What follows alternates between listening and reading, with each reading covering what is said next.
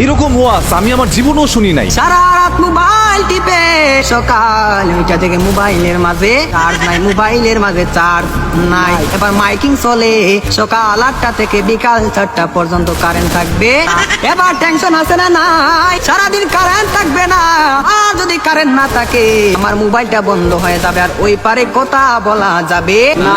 এবার ওই পার থেকে রাগ করবে কি করবে না। এবার যখন বিকাল 4টা বেজে গেল, এই মাত্র কারেন্ট আসলো আর মোবাইলটা চার্জে লাগাইয়ে টিপানো আরম্ভ। এবার মেসেজ করে হাই, বার গিয়ে দেখে ওই পার থেকে ব্লক করে দিছে।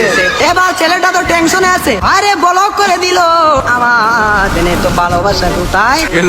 এবার 2 দিন পরে ব্লকটা খুললো, 2 দিন পরে ব্লকটা খুললো। এই 2 দিনের মাঝে ছেলেটার আরেকটা হয়ে গেছে, আরেকটা হয়ে গেছে। এবার মেয়েটা বলে তোমার সাথে আমি পালিয়ে যাবো, আমাদের বাড়িতে মানবে না, চলো আমরা পালিয়ে যাই। আমি রাগ করেছিলাম, আমার রাগ তুমি কেন ভাঙ্গাও না। আর ছেলেটা রাগ কি ভাঙ্গাবে, এই 2 দিনের মাঝে আর একটা কপালের মাঝে জয়টা গেছে।